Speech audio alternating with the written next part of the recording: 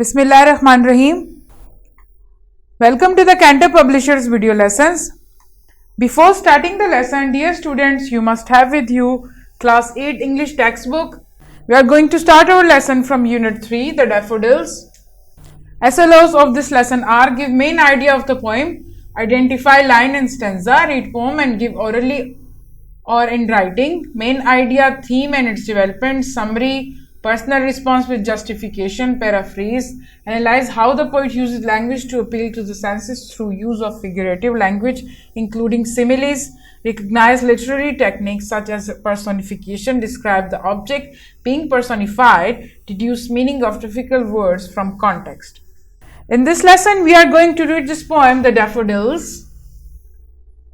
Daffodils is written by William Wordsworth, who is the famous writer of nature. He is famous for writing poems about nature. So this is one of his poems about the daffodils, in which he saw the group of daffodils and appreciated the beauty of it and turned it into a poem for us to read. Let's have a warm-up activity here. First, look at the title of the poem and predict what the poem is about. Yes, the poem is about daffodils. इसको हम उर्दू में आबी नरगिस के फूल कहते हैं.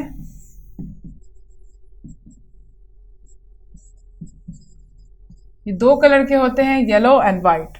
Have you ever seen daffodils? How they look like? Let's start reading from first stanza here. I wandered lonely as a cloud that floats on high over vales and hills, when all at once I saw a crowd, a host of golden daffodils, beside the lake, beneath the trees, fluttering and dancing in the breeze. In this stanza here, the consisting of 6 lines here, you can see this is called the stanza. The line is separate. This is one line here, and the stanza, you can see we have 4 stanzas here with 6 lines in each stanza. I wandered lonely as a cloud.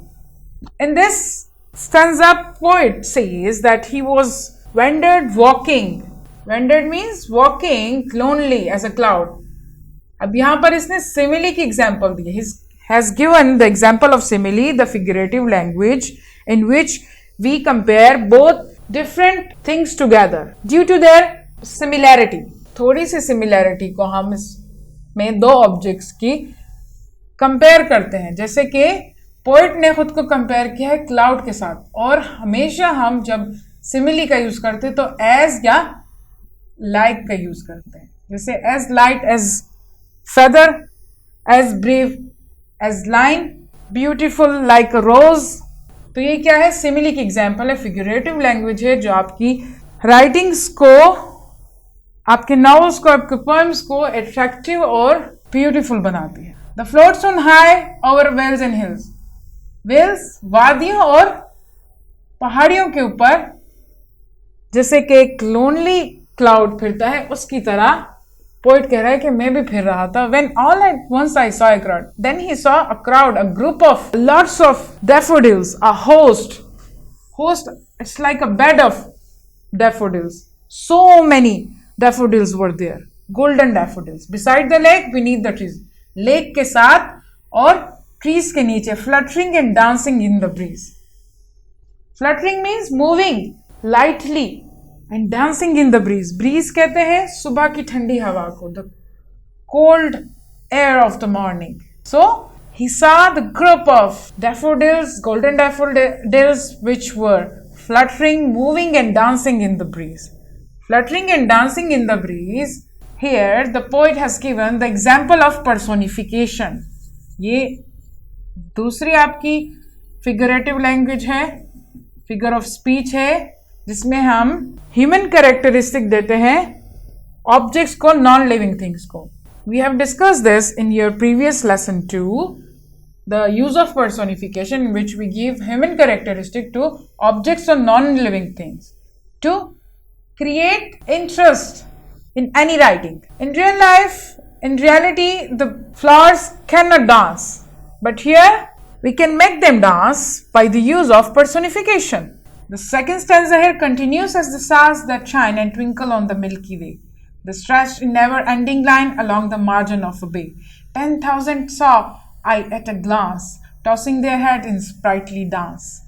Continuous as the star. In this stanza, poet says that the daffodils were there like someone can see the star on the sky that's never going to end. And they would twinkle on the Milky Way. They were giving the white light, twinkling, shining, and stretch, फैले हुए थे, stretch, फैले हुए थे. Never ending line जिसे कि कभी खत्म नहीं होंगे, इनकी कोई हद नहीं है खत्म होने की. Along the margin of bay, margin the line of a bay, पानी की एक लाइन के साथ. पानी की लाइन क्या थी? झील थी एक. 10,000 एक ही नजर में उसने देखे. ग्लांस एक ही नजर में, at one glance. Tossing their heads. Tossing their head means moving their heads up and down in sprightly dance. Sprightly means full of life and energy. Full of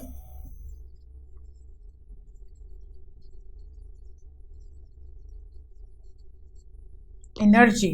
They were dancing. The third stanza here. The waves beside them danced, but they outdid the sparkling waves in glee. A poet could not but be gay in such a jocund company.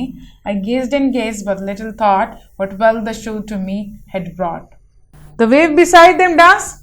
The waves of the lake or the water were also dancing. Again, the use of personification here.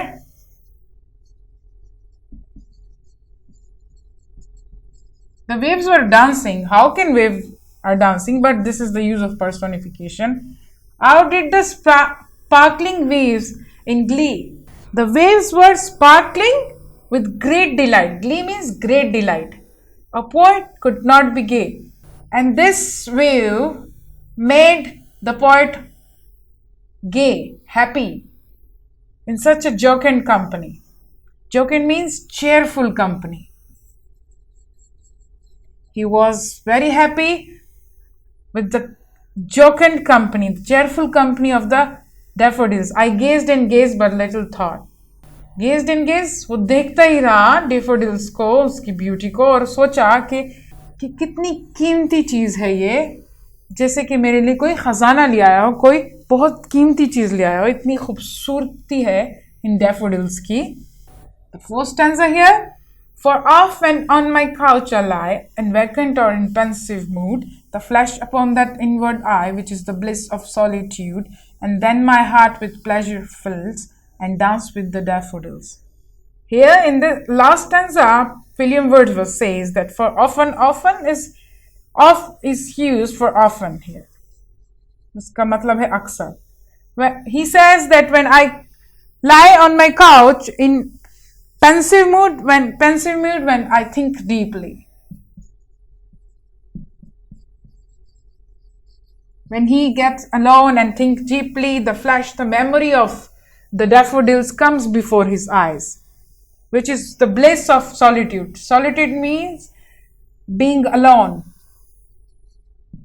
जब वो अकेला होता है तो memory आ जाती है उसकी आंखों के सामने एक फ्लैश की तरह. Daffodils की खूबसूरती की. Bliss means the perfect happiness. Bliss means the perfect happiness here, which spring by the memory of daffodils. And then he says that my heart fills with the pleasure when I think of the beauty of the daffodils and dance with the daffodils. And my heart dance with the daffodils, with the joy, with happiness. Again, you can see the use of personification in how the heart can dance with the daffodils. So it is again the use of personification here. This is also the use of personification here. The wave beside them dance but they. So in this poem we read about the daffodils, the William Wordsworth who saw the group of daffodils and appreciated the beauty of it.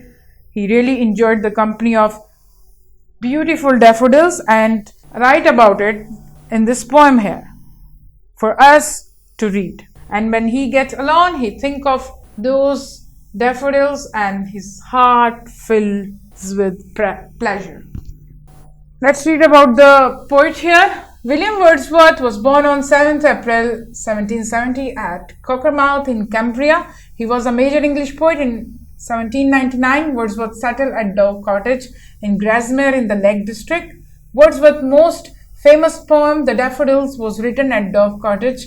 Wordsworth died on 23rd April 1850. You can find the meaning of the difficult words here in the word bank. Let's move to the exercise on page number 31. Question number 1. What are some examples of personification in the poem? Yes, we have discussed this. I have underlined it for you. In each stanza, you can write it in your notebook.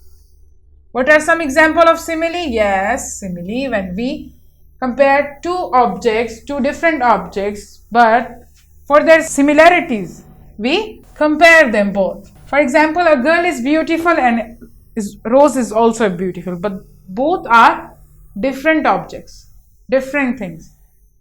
Like one is a living being, another is an object only, but they have similarity, the beauty. So we can compare them, like she is beautiful like a rose. In simile, we always use as or like to compare. So you can spot out all the example of simile from this poem here. The third one, what does the word crowd exactly mean? Yes, we have discussed this. The fourth one, why does the poet compare himself to a cloud? Yes, why does he compare himself to a cloud? I have told you about it. The fifth one, write the main idea of the poem. Yes, this is about the beauty of the daffodils, and he appreciated the beauty of daffodils in his poems. This is very easy for you to write, the main idea. The sixth one, do you like this poem? Why? You have to give your personal opinion, why you like this poem. Seventh one, reread first and second stanza of the poem. What natural items is described as having human characteristics? You have to write about, again, the examples of personifications. You have to just write about the item who have human characteristics. The non-living things, the object have human characteristics. What human characteristic does this item have? And you have to tell about the human characteristic too. What human characteristic it possesses. The section B here, read out the text and express your opinion, personal preferences. We have multiple choice questions here. This is from your poem. You have to reread and choose the right option here for each sentence. The first one here, the poem is written by the famous poet. Yes, it's very obvious, it is written by the Wordsworth. Second one, William Wordsworth is an what? An English poet, the French poet, the American or the Russian? Yes, obviously, English poet. The third one, William Wordsworth started new kind of poetry written in simple words about what? Yes, I told you at the start of the unit that he write about the natural objects. The fourth one here, William Wordsworth was very fond of what? Flowers, birds, lake, river, trees, animal, humans and children, school, poetry and studies, music, singing and dancing. This is very obvious.